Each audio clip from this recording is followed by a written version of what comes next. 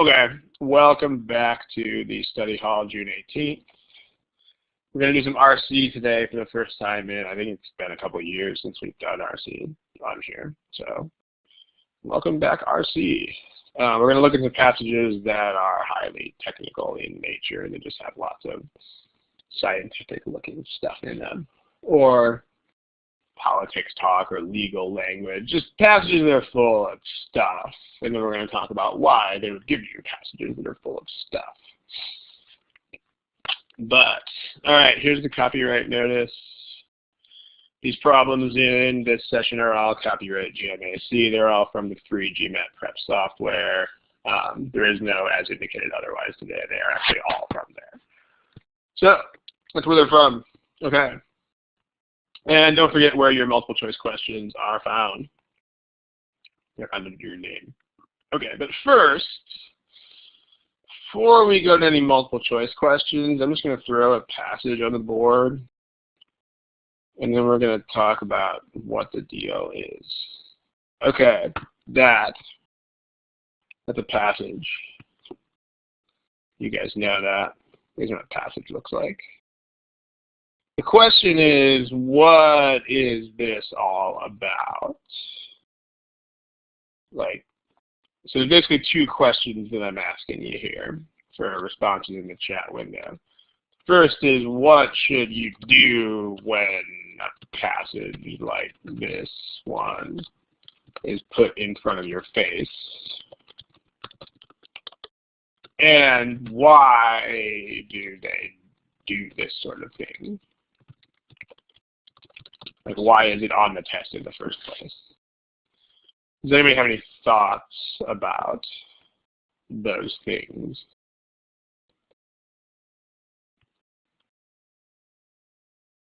We're open to some brainstorming here, chat box. Chat box brainstorm.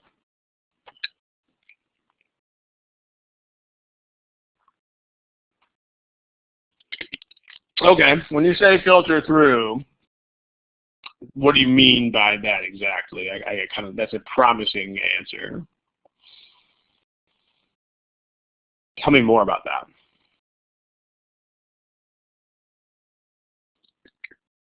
Okay, the gist.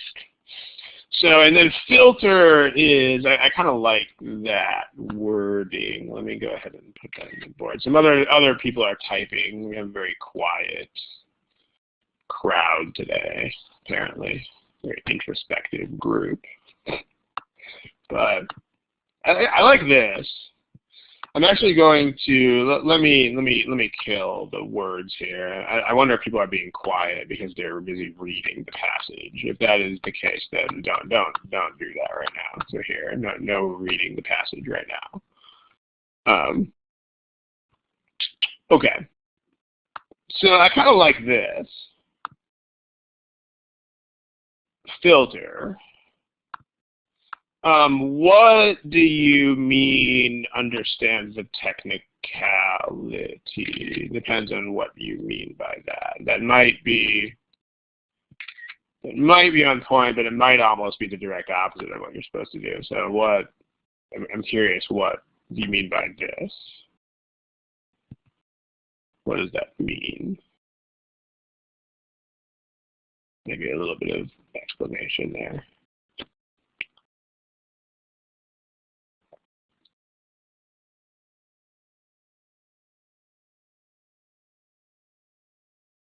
Okay, I got a few other people typing here.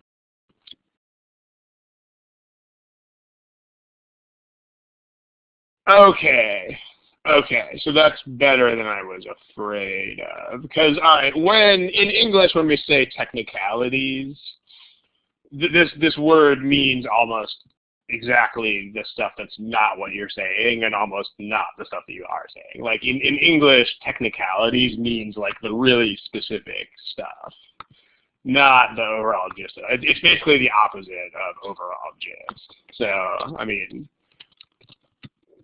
just make sure that you know that technicalities, plural, I mean, a technicality is one thing. But technicalities refers to the very detailed stuff. In other words, not transitions and not main idea, etc.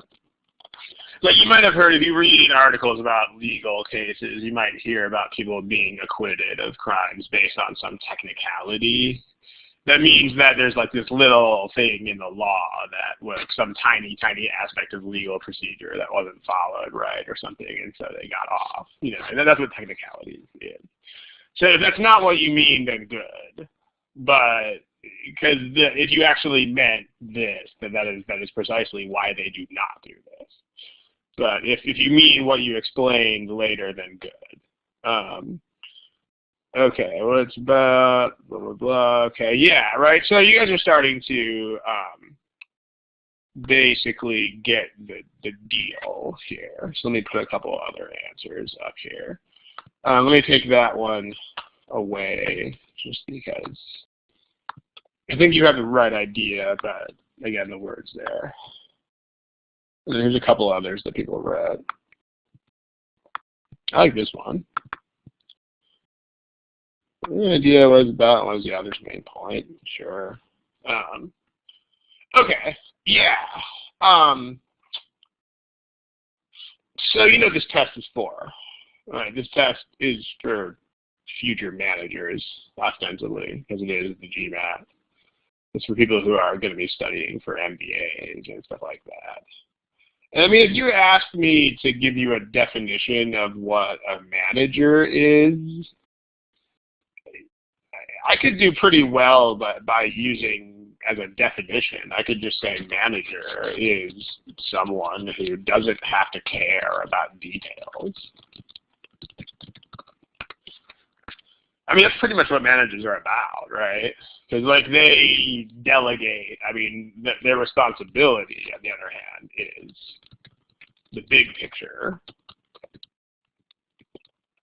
And managers generally tend to delegate details to other departments of some sort. I mean, there are occasionally small exceptions to this, but that's what managers are there for.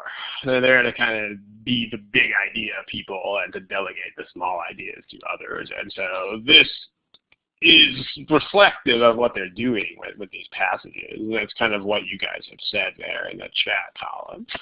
So if you know, the second question is really probably the question I should have asked first, because it really gets to the heart of why you would want to do what you want to do. But why do they do this sort of thing? This is, at the end of the day, it's because ultimately these people here are going to be doing, hopefully, are going to be in some sort of managerial position. So they want to make sure that you can get an idea of what it is about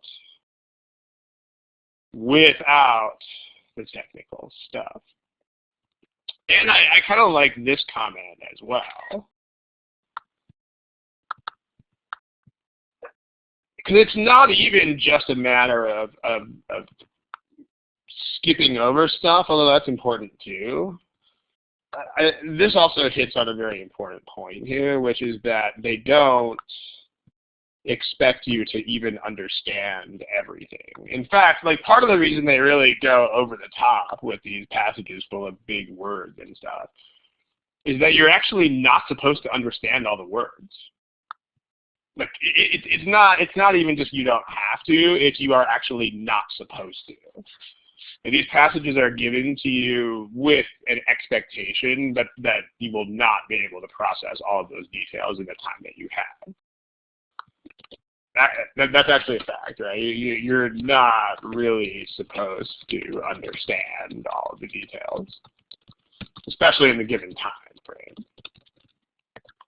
I mean, if you could really pore over them for a long time, I mean, you guys are smart people and you could probably figure it out, everything they're saying, but they want you specifically to not really have time to understand everything. That's the point. Because that also is a very, very, very managerial type of thing. I mean, if you, let's say, were some product manager at a very highly technical enterprise, I mean, you're going to get all kinds of engineering specs on your desk that have hundreds of pages of technical diagrams in them. Are you going to understand what's going on in those? Probably not really at all. But it doesn't really matter, because what your thought process there would be is like, what does this mean for our business? What does this mean for the client? What does this mean for the supplier? What does it mean for, just what does it mean? And you would expect some sort of abstract in there. I mean, if the stuff were presented with you as just diagrams and there were no like statements of abstract or main idea or purpose, you would be a little bit mad with these people. So yeah. You don't have to care about details. That's a thing. That's why they do this. They want to make sure that you can get through without really understanding stuff. So, really, no kidding. You're not supposed to understand it all. Okay. Now, and filter is that's what filter. Hopefully, it's what you meant by filter, is that you get not bogged down by it. So there's a place in books where you find stuff without all the detailed stuff. I like to use the word stuff today, apparently. If you were looking at a nonfiction book, where would you look to find this stuff? Like, where would this be in a nonfiction book?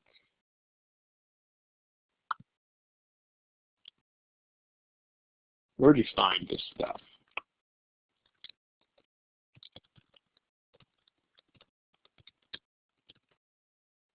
Yeah, table of contents is what I'm looking for here. I mean, that's probably what you meant when you said index.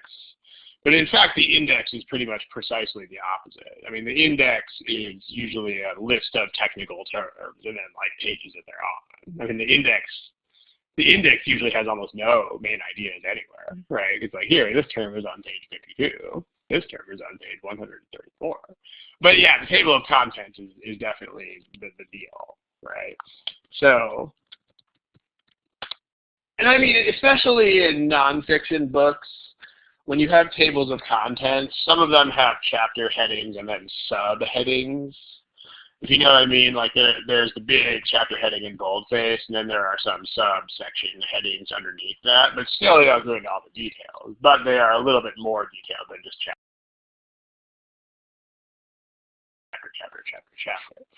So what a good mentality to adopt here to do the right kind of job that you're supposed to do.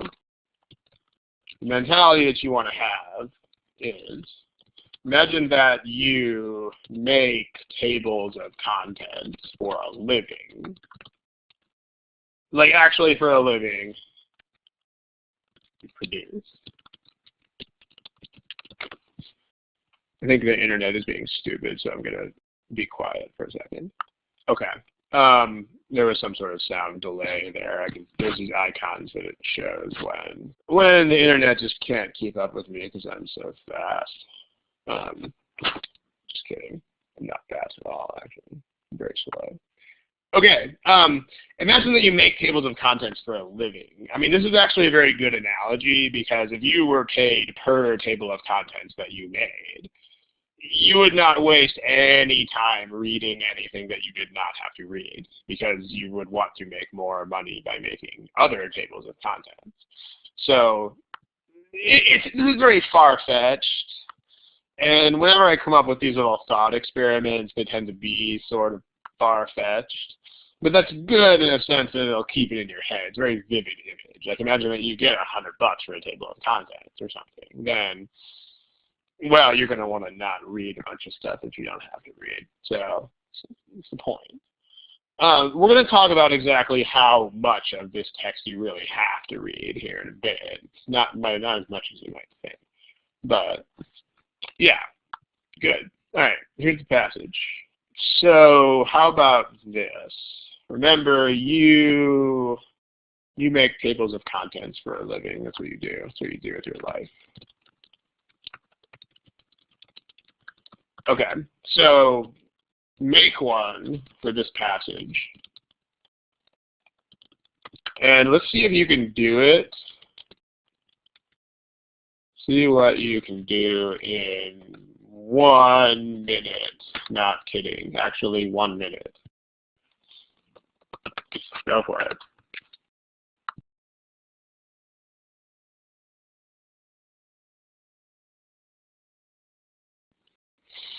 Okay, that's 1 minute. That wasn't very long, right? Did anybody actually manage to get through the whole thing? In table of contents form. I mean, obviously not through all the words. If you did, does anybody want to venture in the chat box to put what they wrote?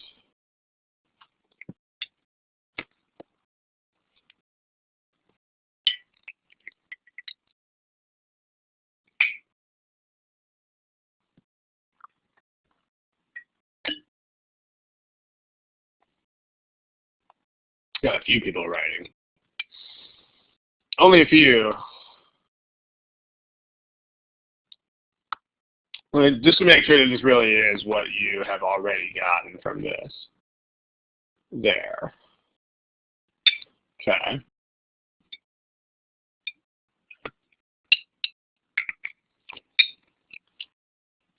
Pretty good so far.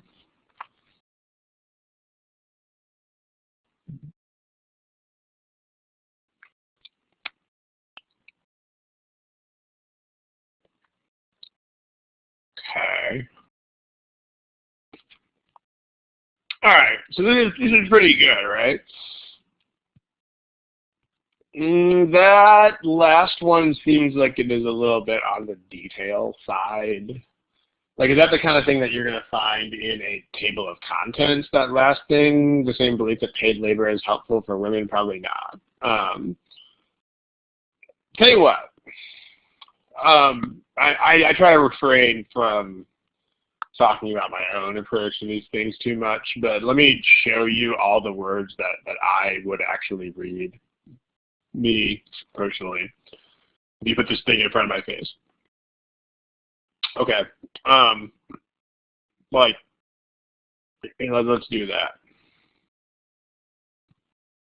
Something, emphasize something. And I don't even care what that is. Someone else, by contrast, emphasized something else. And I don't really care. Yep, that's all the words in the first paragraph that I would ever see with my eyes. And then we have this.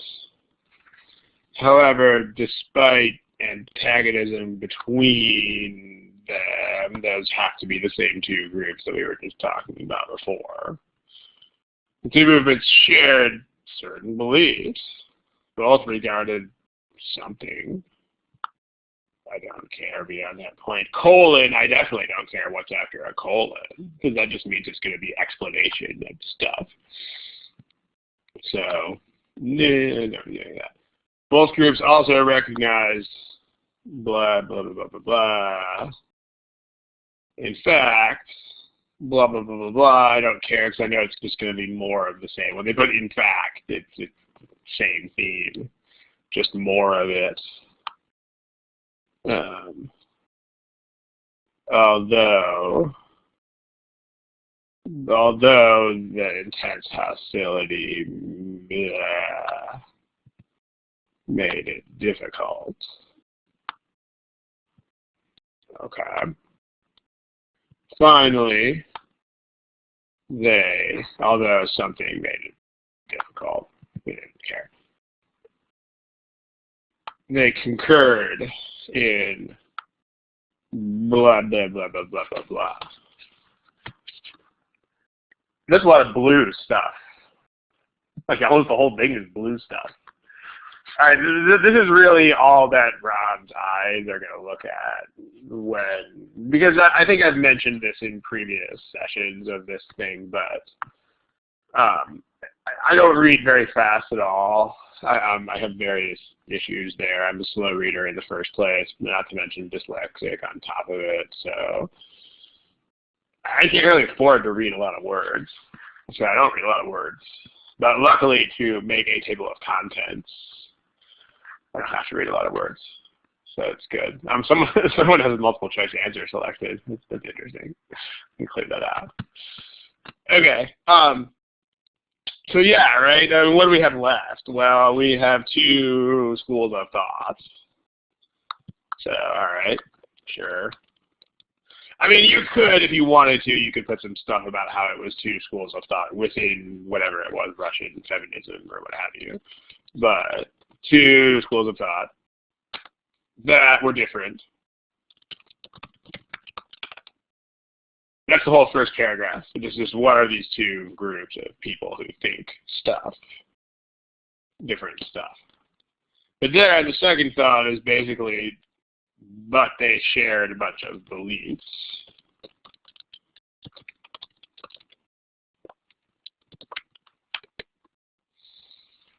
All right, there you go, table of contents.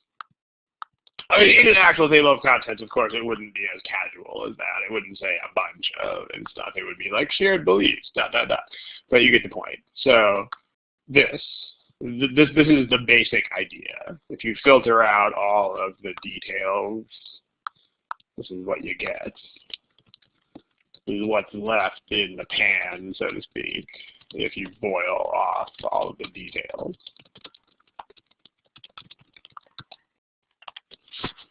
Okay, now what is the point of doing that in a more practical sense? I mean, on the last slide we talked about what is the point of that in a very philosophical way, like this. I mean, this is nice that we think about this.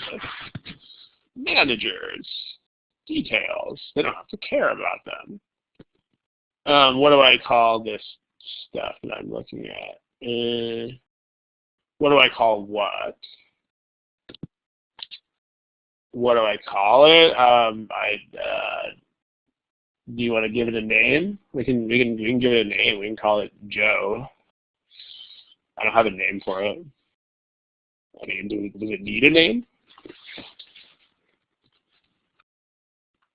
I mean, as long as you know what it is, right? I mean, you could call it table of contents meat. You could call it Joe. You could call it pink flamingo. I like to call things pink flamingo. You probably know that. I mean, this whole giving things names, it's not really terribly necessary for the most part. I mean, and I would avoid doing that, because if you start naming too many things, that tends to divert the focus of your life to naming more things instead of understanding things.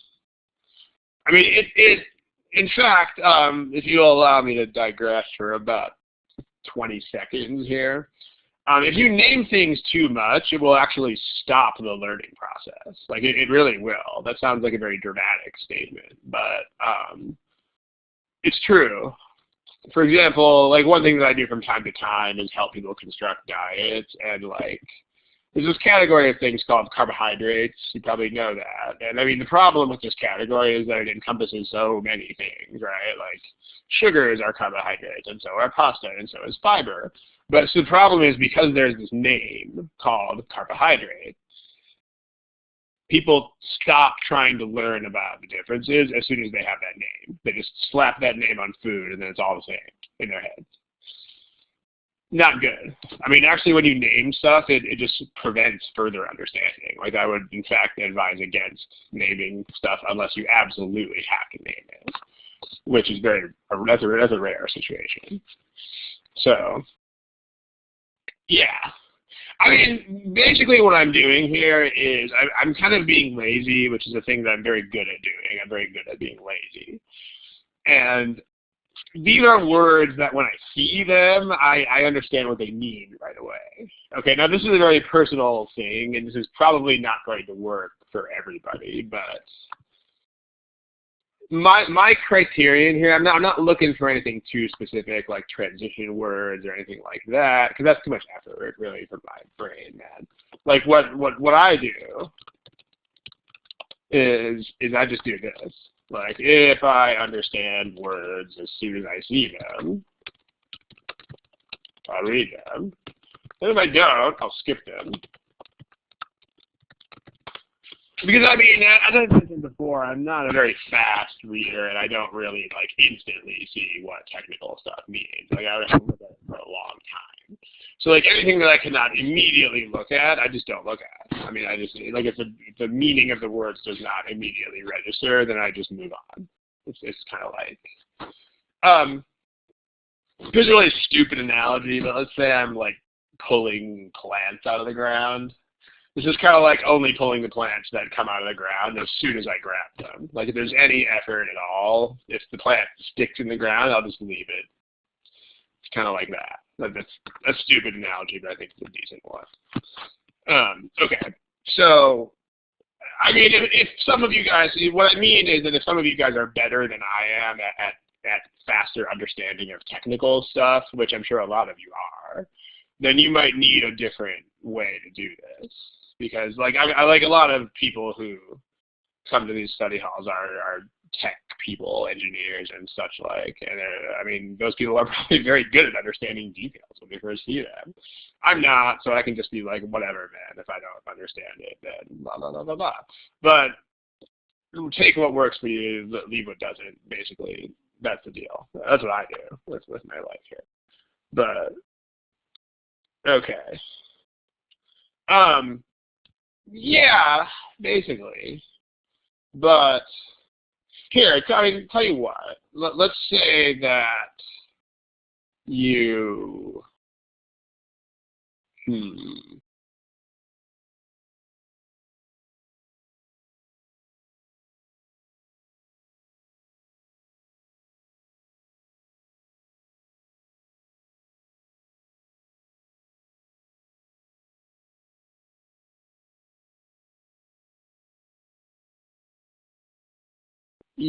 Yeah, okay. I don't really know what happened there.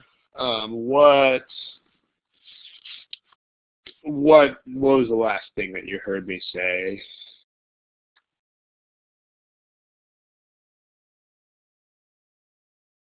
Anybody? What was the last take? Okay, so that was most of it.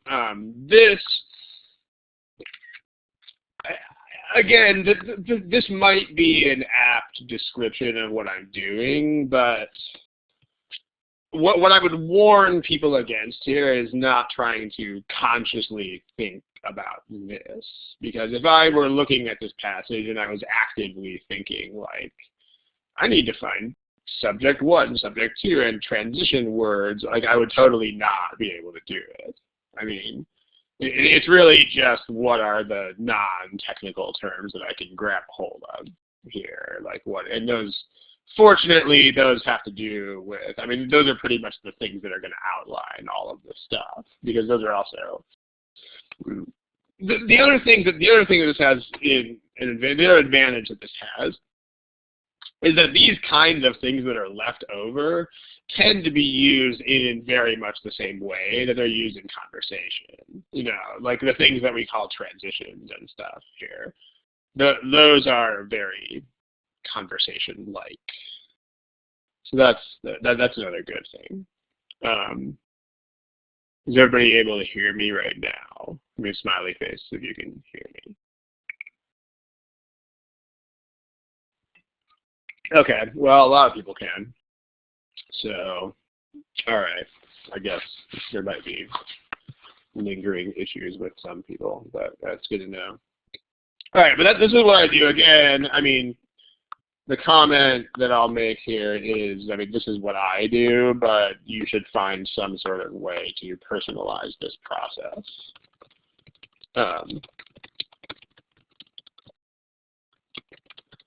That's my way to do it. It's not necessarily the same as your way, but that's the thing. Okay. All right. Well, we'll get there. That's gonna be a sec. We'll get there in a moment. Now, this whole reading thing. What's the point, more practically speaking? What I mean by that is we've already talked about what was the point in a very abstract kind of philosophical understanding sort of way where the point is to test whether you can read, like a manager should be able to read. Okay, fine, but what is the point of this in terms of answering the questions? What's the point of this reading that we do? Yeah, all right. You know where to look for stuff. Okay. Any other thoughts? And to help you answer general questions, do you mean help you, or do you, that's kind of, help you is kind of a weak statement. Is that really what you mean?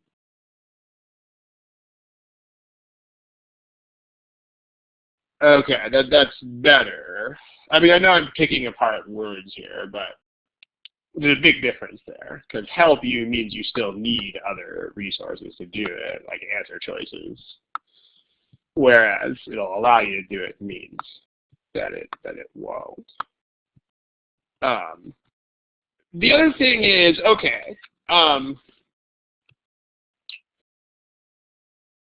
let me tell you what I don't remember this, but my dad says that when I was like 7 or 8 years old, if somebody would say that like fruit is good for you, like that just wouldn't be good enough for me. I'd be like, what does good for you mean? Like, good for whom? When? Under what circumstances? You know, is it good for a lumberjack? Is it good for a ballerina? Who's it good for? Yeah, I was probably a very annoying child. I'm sure I was. But at the same time, you see where I'm going with this, which is that there are a lot of statements that are so vague as to not really mean anything. I'm going to kind of pick on this statement right here. Because like a lot of people say stuff like this, and I think it's because this is the kind of stuff that you see in textbooks. But this doesn't really mean anything. I mean, this is not practical. Practical is like it lets you answer this kind of question in this kind of way, or it lets you do this in preparation for this kind of question.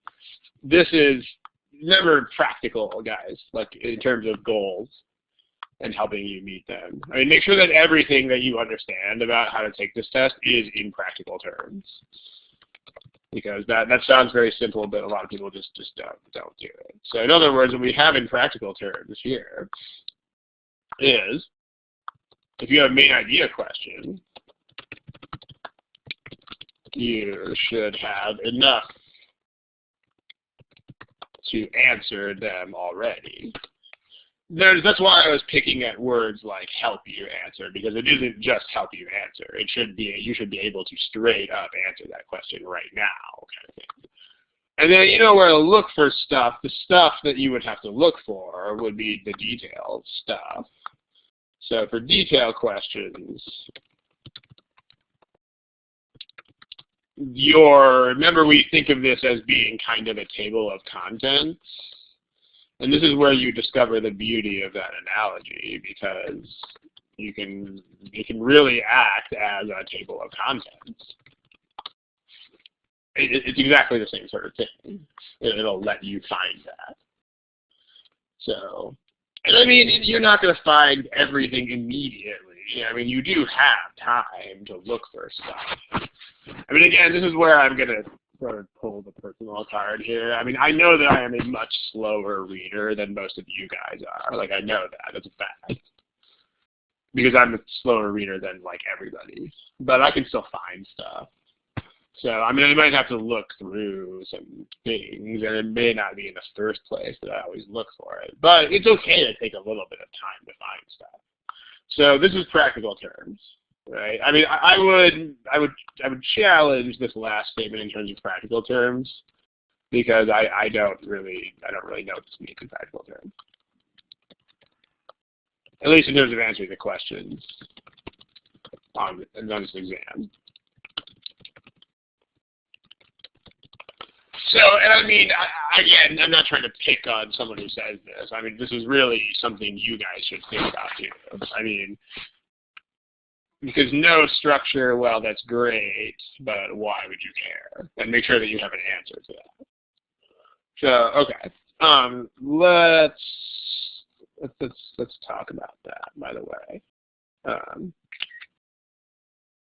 me go ahead and answer this. I'm going to here. Next page. Here's that summary that we just had. These are the benefits of that sort of accelerated reading type thing. Now there's this question.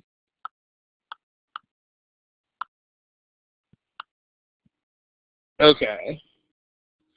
So I hear you here, but what the question that is prompted in my head is, what are you proposing as an alternative?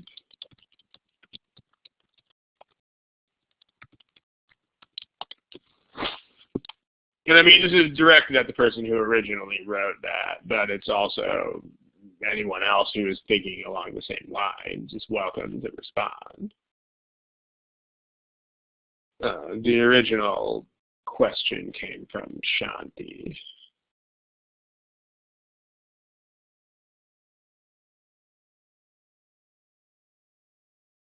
Because this kind of sounds like, okay, this is not perfect. And of course, you're right, it's not perfect. I mean, because we have two goals of different scope here. We have main idea and we have details. You're not really going to hit both of those at the same time. But I'm wondering if you actually had something else in mind.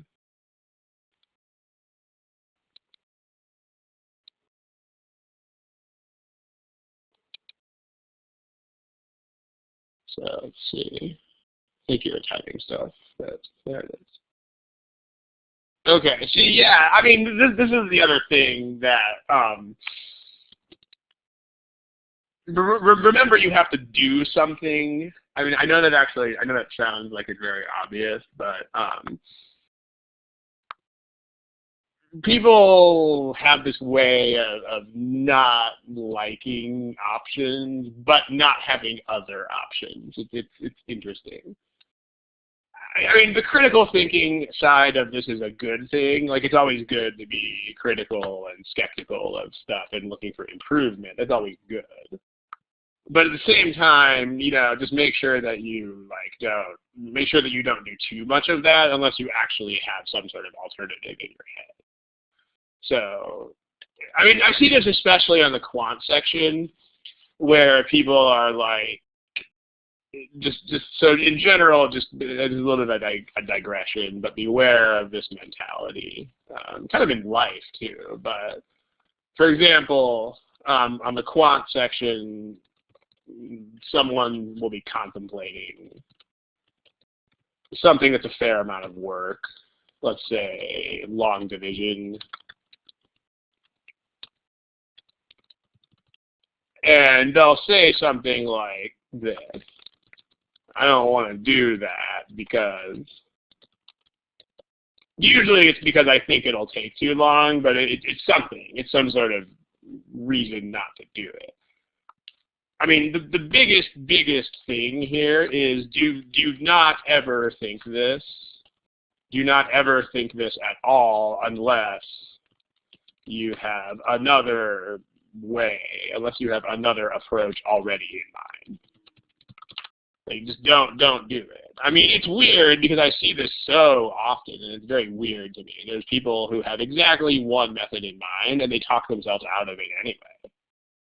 It's kind of weird. I mean, if you got one method, you should just do it. And that's kind of how, I mean, in life, the same thing is true. If you don't have an alternative way of doing something, then do it. I mean, that's actually all that time management really is here, too. But if you have an alternative, then go for it. But otherwise, okay. And then the other thing is this. Okay. Now let's talk about this other thing. This is intriguing. Somebody wrote this. I'm curious as to what this specifically means. Like, can you give me instructions for how to do that?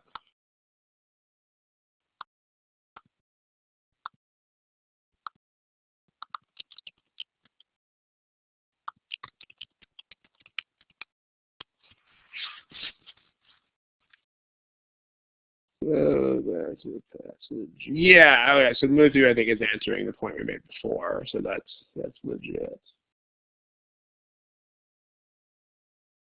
Because with this kind of thing, there tends to not really be much of a middle ground for a lot of people. But I mean, what does that mean though? Like where do you stop?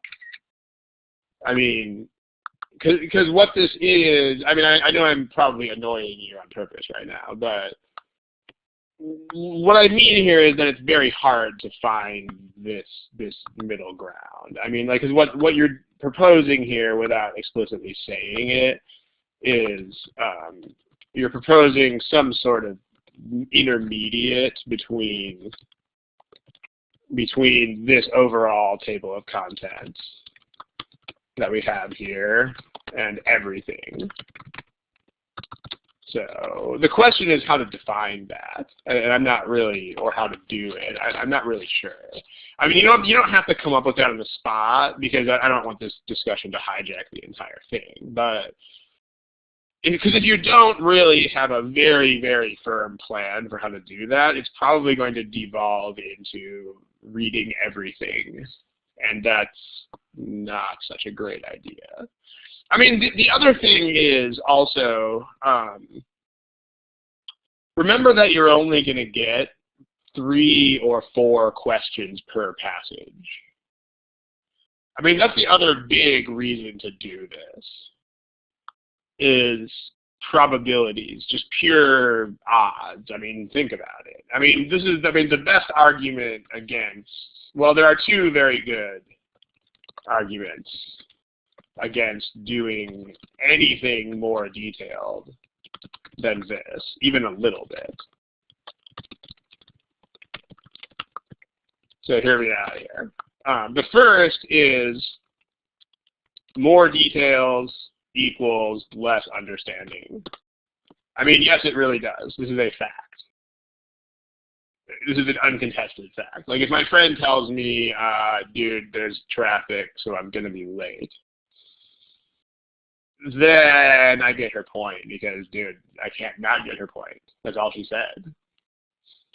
Whereas if she is like, okay, this truck full of tomatoes just turned over on the road in front of me and there's tomatoes everywhere on the road and other cars are slipping on them and another car rear-ended this other car and so now they're clearing out the lanes and there's this tow truck and blah, blah, blah. The more of that there is, the less likely I am to understand that her point is I'm late because of traffic. The more details, I mean, it might be an entertaining little story, but the more of that there is, the less likely, and definitely the less obvious the main point is. So, where did you do some RC questions yesterday? Out of the book? There you go. I mean, the questions in the software will pick and choose from those and give you 3 or 4. So, that's how that works. Okay. Now you probably noticed that of your 5 to 6 questions, there were probably a couple that were way similar. Like they were like almost the same question, but not quite. So that means if you had that on the exam, you're not going to get more than 1 of those. So yeah, the actual exam should not give you, I mean, again, you shouldn't be counting questions anyway.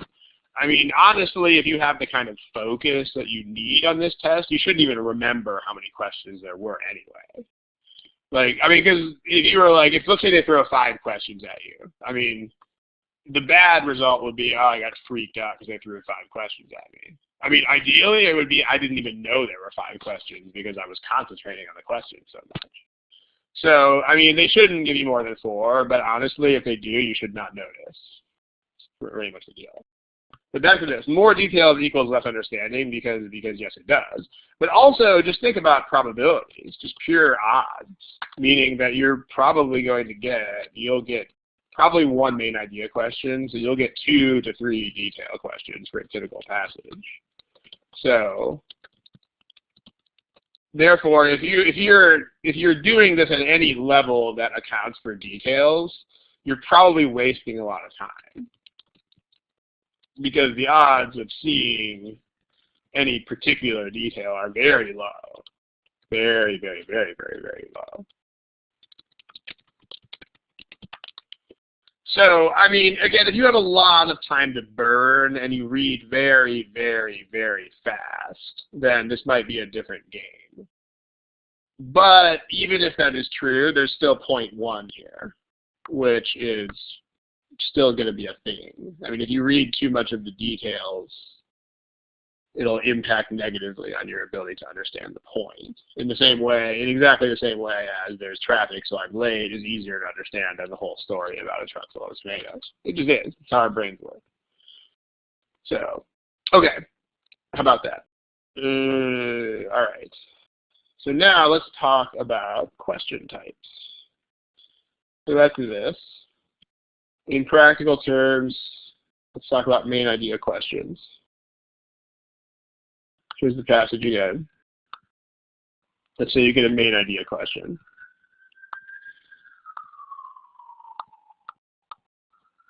Let's talk, well, I'm going to put one on the board here in a sec. Here.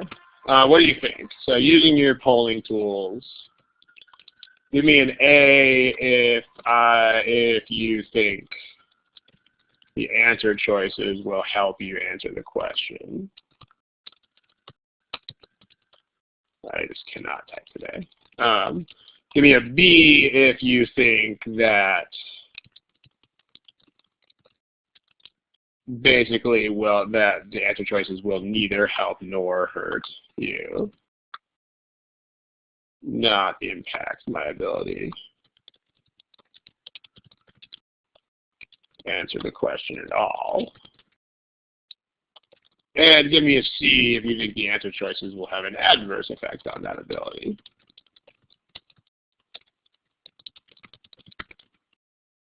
Harder to answer the question. Okay, what do you think?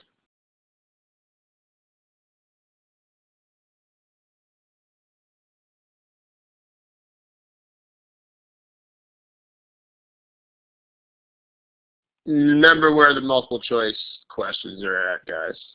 Questions are, multiple choice options are here. They're underneath your name.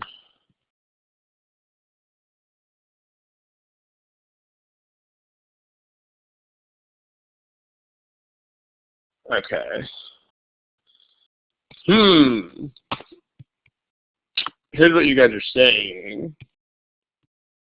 Interestingly, these were all about equally popular until the last few people all put B. But so let's say you're about to meet somebody, and you haven't met the person yet, and your friend is like, "Dude, this person you're about to meet is super weird, sketchy, weird, strange person." I mean, what's probably going to happen? Assuming that you respect your friend's opinion at all, even a little bit, what will probably happen when you meet the person?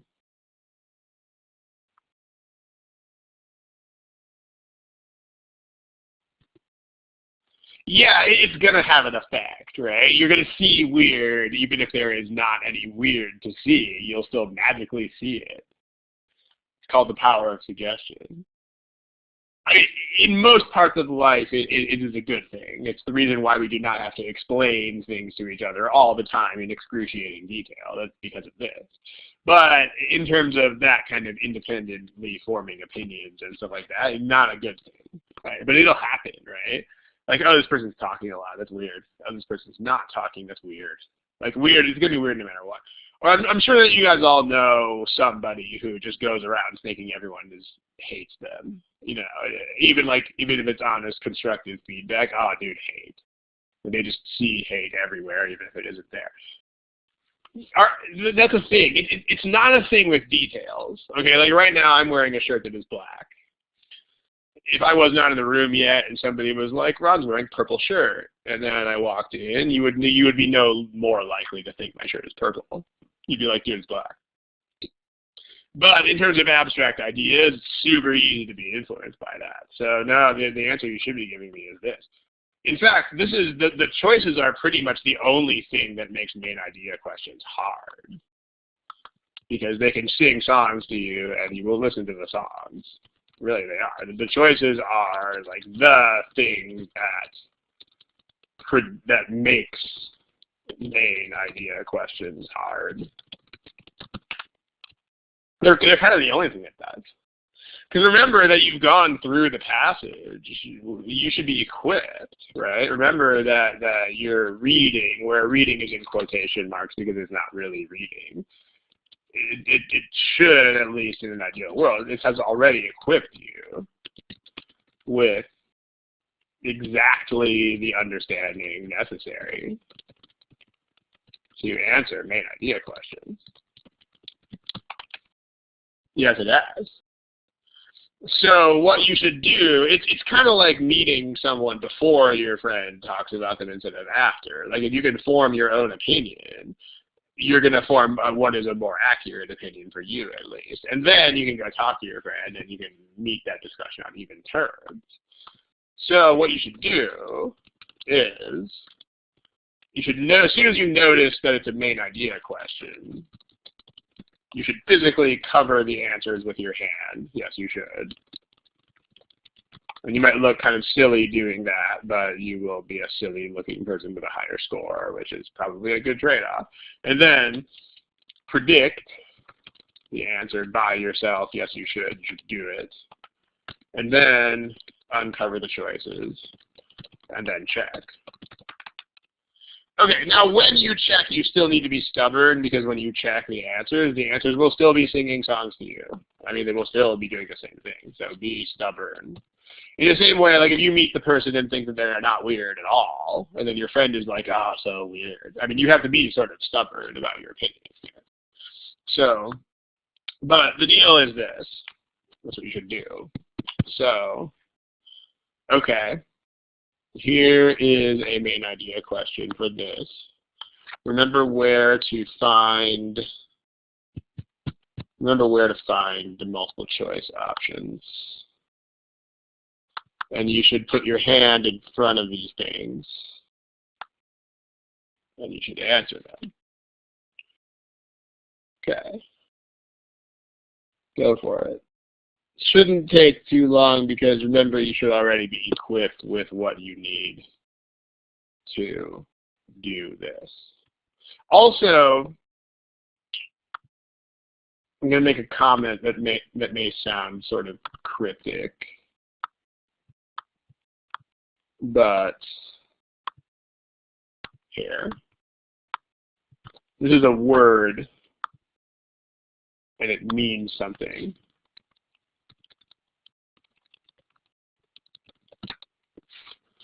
If you don't know where I'm going with that, then you will soon find out. Go ahead and give this a shot.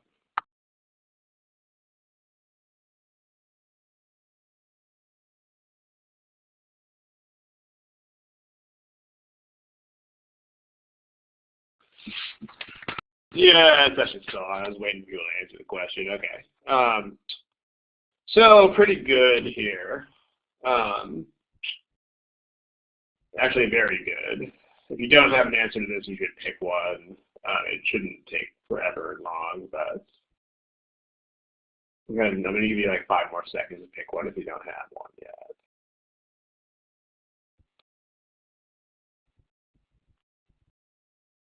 Okay, so pretty overwhelming response. It should be A for sure, and most of you are picking A. Nobody picked B. Nobody picked D. I mean, remember what? So here is the outline that I had, at least. Where was that? That was here. Okay, so you had 2 schools of thought that were different, but they shared a bunch of thoughts. Like if you're going to make a prediction, the prediction should be something like this. It should be something like that. Like here are 2 schools of thought, and here are some things we have in common. Or yeah, things are different, but they have much stuff in common. Now, let's go back to the red thing. That's a word. It's a word that means something. What does it mean?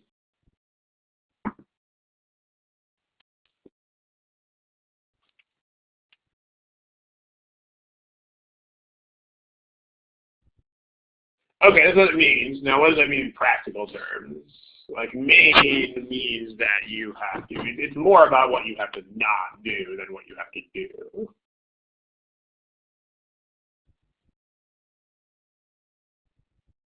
I mean, in this case, the primary point is to point out that they are similar to each other, but like this is something that you should think of more consciously than you might.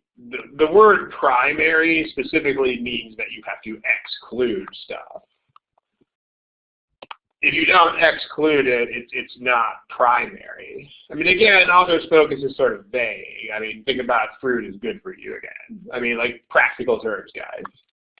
Like in practical terms, primary means, or its main idea, means that you have to exclude less important stuff, including stuff that's just used to set up the main point, including stuff that is just background. Okay, so I mean, and this is there's some human understanding that goes into this, but there's two ways to figure out what is primary. I mean, one of which is basically common sense. So, number one, common sense. Actually, three ways. Number two, relative volume. What I mean by relative volume is like how much crap is there of each type. And number three, what comes at the end. Conclusion, especially on shorter passages.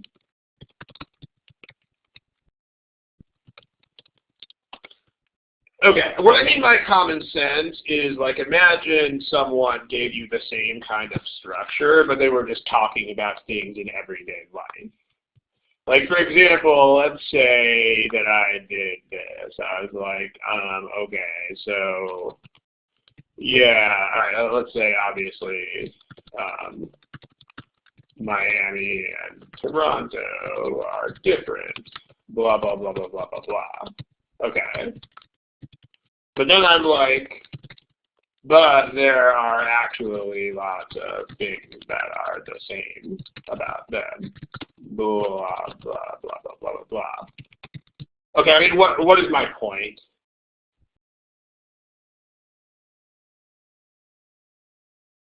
Is my point that Miami is not like Toronto, or is my point that Miami is like Toronto? Which is my point?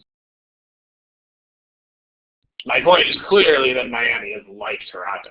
I mean, that's definitely the point.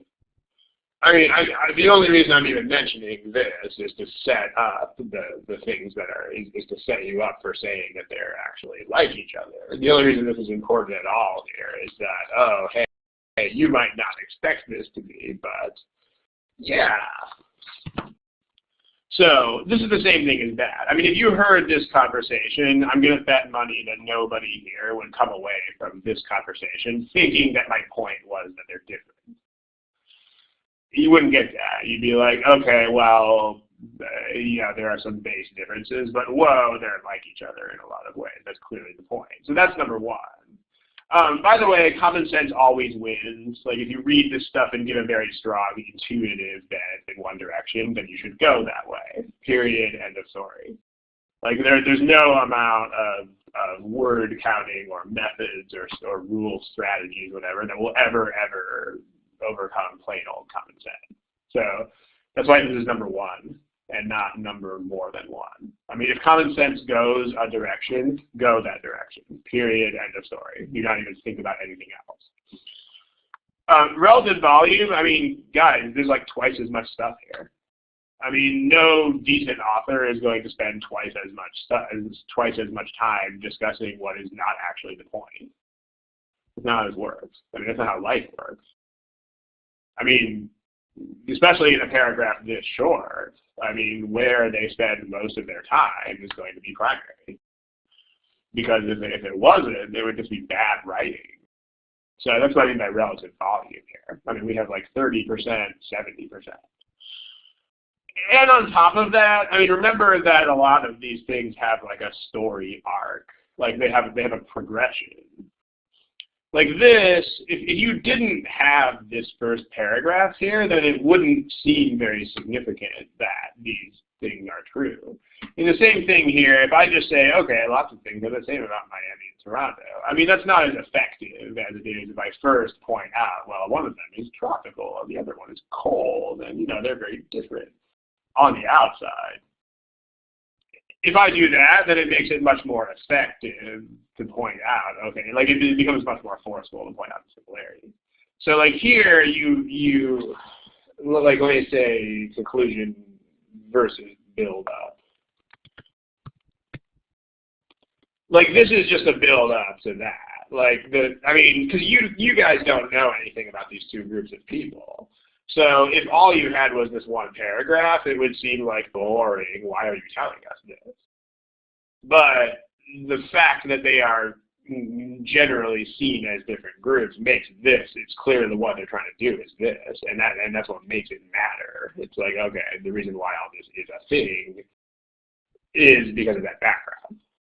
So, but all three of these point to the fact, the primary stuff being similarities. So definitely, this is primary.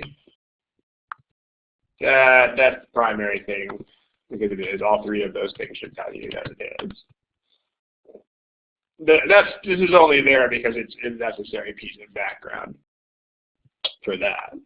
So there it is, primary. But just don't forget that when you are asked for a primary anything, that you do have to exclude things. Like if you try not to, then you're going to be in trouble.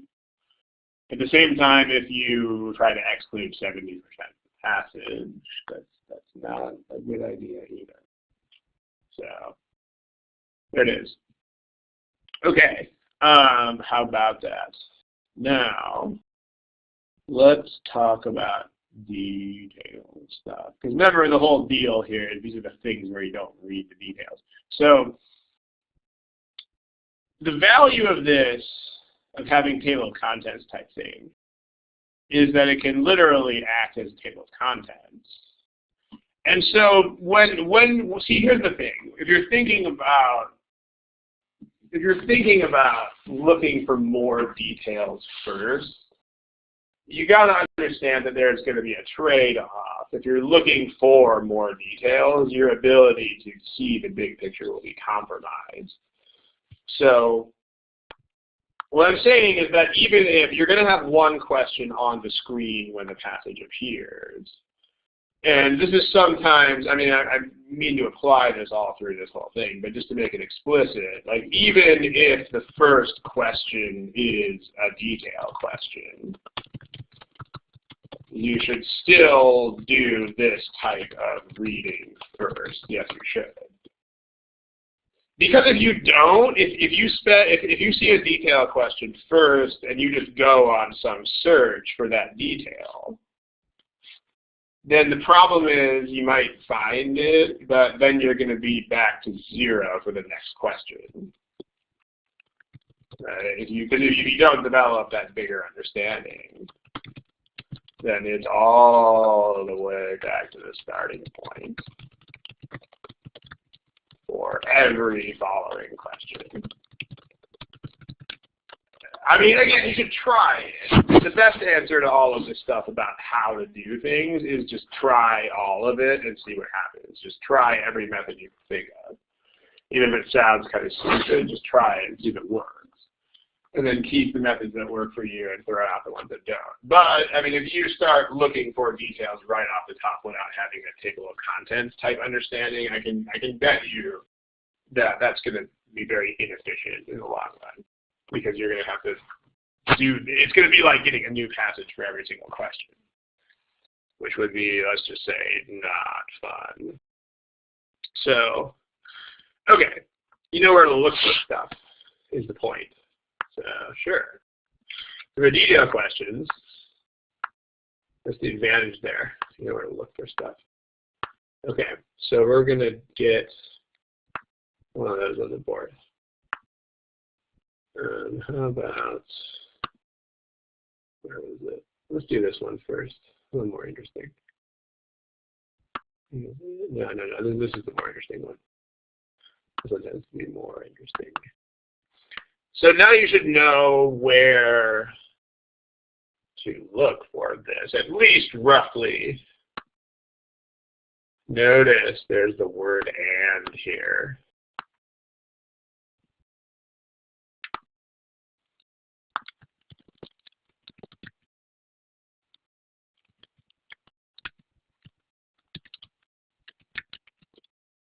It's a big hint, and that would not be a big hint if you had not already made this table of contents type thing. So go for it.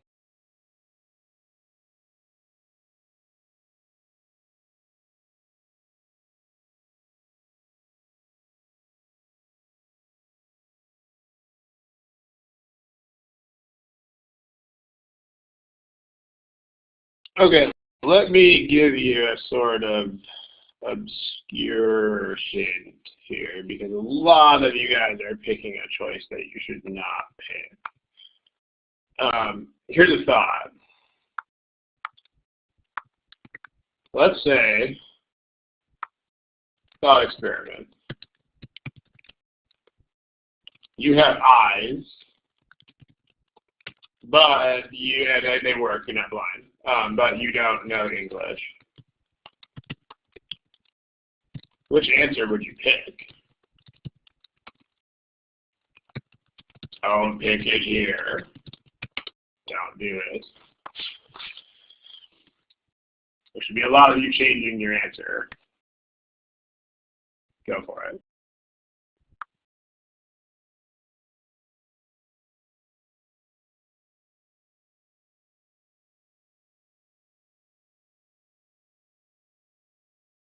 All right, at least 5 of you get what I'm doing here. The second question.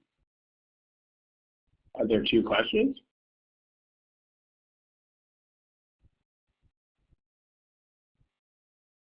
I only see 1 question. That's a thought experiment, man. It's an experiment of thought. You imagine that your eyes work, but that you don't know English. But that you can recognize letters and patterns and stuff in the same way that, like I don't know Chinese characters, right? But if I have eyes that work, so I can see the same Chinese character and realize that it's the same one. That's kind of where I'm going with this. But at least 6 of you have already totally gotten the message of this. So here, tell you what. If you know where I'm going with that, where am I going with that? Which is the answer that you should not pick. Don't do it. Do not pick C. Don't pick C. Don't do it. Don't do it. Don't do it. Because here's, okay, the deal with choice C is if I just don't know English at all, like I said, I don't know Chinese characters. I don't know them. If you wrote this passage in Chinese characters, then without knowing any of the Chinese characters, I would be like, hey, look, I see these Chinese characters, and I see the same or almost the same Chinese characters, and then I see this exact set of Chinese characters, and I see the same Chinese characters here. Don't do it. This will never be the correct answer. They will not do that. I mean, you know, you know what they call this part of the test? You know what they call it, right? They call it reading comprehension. That name is not a joke. Like, it's not reading, recognizing words. It's not. It's reading comprehension. They want you to at least, like, know what the words say. And if the answer was something like this, you would not even have to know what the words say. You would just be like, oh, Chinese characters? Same Chinese characters. I guess that must be the answer. Nope, not how it works. I mean, it's important to realize this because it will never, ever work like that. I mean, if they can change the words, they will always change the words. Like, the only time that it's ever acceptable to have the same words is if you cannot possibly change them. Like, if there's no other way to say that at all, then, yeah. I mean, same words is only acceptable if it's not possible, or at least very inconvenient or awkward, to change those words. For example, you can, like, if a choice says the U.S. Supreme Court and the question and the passage says the U.S. Supreme Court, that's fine because there's no other way to say the U.S. Supreme Court. You know, on the other hand, liberating people, there are a lot of other ways of saying liberating people without using the word liberate. You can say free people. You can say relieve them of. You can say, you know, advance them past this. You can say, I mean, you get the point, or help them overcome it. And there are a million zillion ways to say liberate without saying liberate. I mean, notice this is not the reason why the choice is wrong. I mean, the choice is wrong because it's wrong, and we'll get there in a second. But that is what I'm saying. Because, you mean RC, this is RC, but yeah.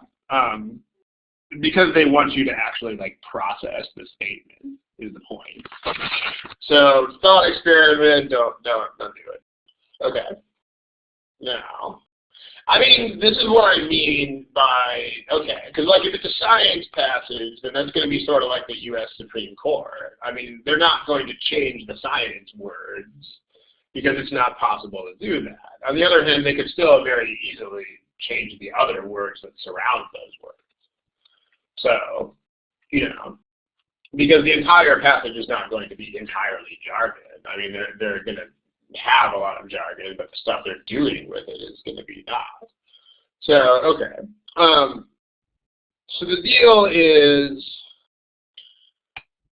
sometimes you're going to have keywords that are really incredibly specific to the point that you will know exactly where to look. Okay, if that's great, then great. Like, if the keywords are incredibly specific, then you'll already have, like, a tiny section of text to check. So just read it.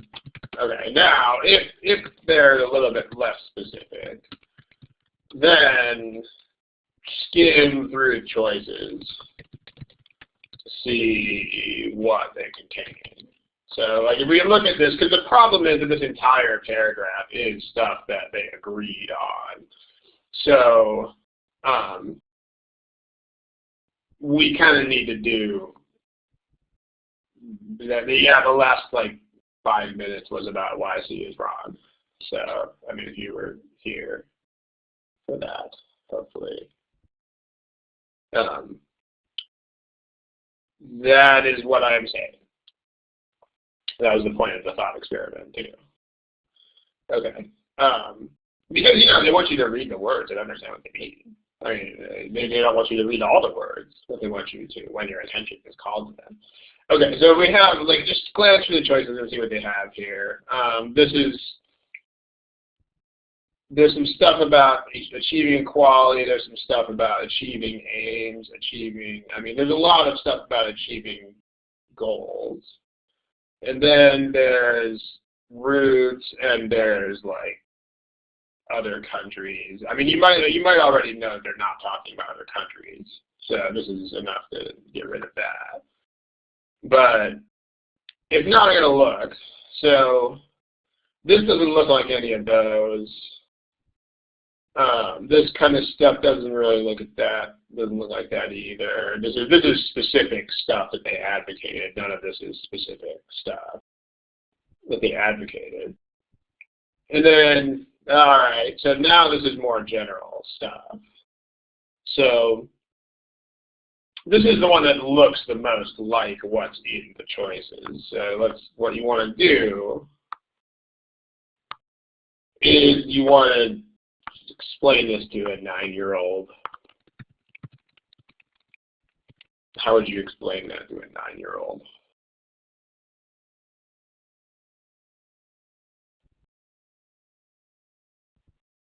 I mean, this word is a word that matters here, by the way, but if you don't know what that word means, then you can kind of figure it out from this.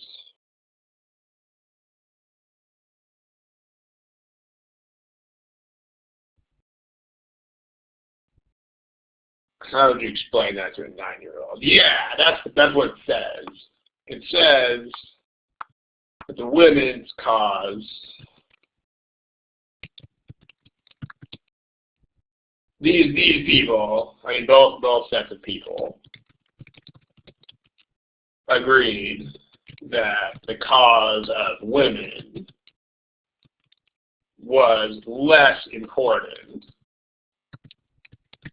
than the overall situation of the Russian population.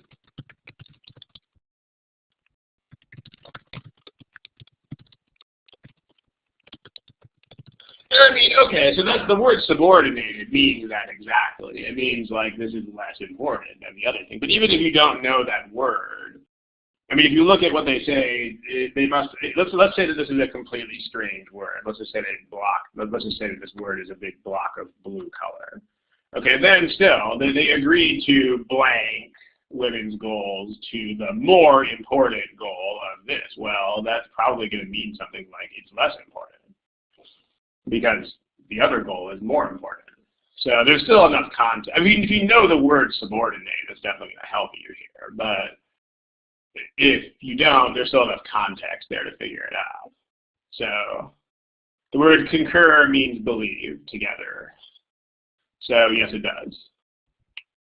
It absolutely does. That's what the word concur means. It means we both think the same thing. So, it's not a best choice thing. There are going to be 4 answers that are completely wrong, and your review is not done until you realize why all 4 wrong answers are completely and totally wrong. Like, C is pretty much the opposite of what they are saying here. Like, C says that this is, like, so important that it will make that other thing happen. That's not what they're saying. What they're saying is they decided to set that aside for the moment while they worked on this. So that's what B says. I mean, notice that they're being more generic. They tend to do that a lot. What I mean by more generic, and we know, whoa, it's late. We got to shut down this show here pretty soon. But they tend to be much more general sometimes. Okay, so be on the lookout for this. Larger political aims. I did not mean to make that opaque. This is a common thing that they do on these things, just so they can change the words and make sure that you understand or recognize the same concept in different words. Like that's that. It's just a more generic form of it. So, but if you have eyes that don't understand English, then you can't do that. That's the point. Thought experiment. And you have to actually know English to be able to do that. So one common way of transforming words. They don't do it every single time, but one common way of transforming words is to change them into a more general form. Like here we went from liberating the entire Russian population as opposed to women, and they took that as, I mean, that is a form of larger aim. So, yeah. What is the wordy paragraph? You mean like the original text is the wordy paragraph? I mean, if that's what you mean, then sure, because it's gonna. I mean, yeah, it'll be closer to the explain to a 9-year-old thing. So, but that's what you should do. I mean, the point of doing this, by the way, there's 2 points of explain to a 9-year-old. The first is, if you can't do it, then you should think a little bit more about what those words mean. But second, if you can, then you won't be stuck in the same words anymore. So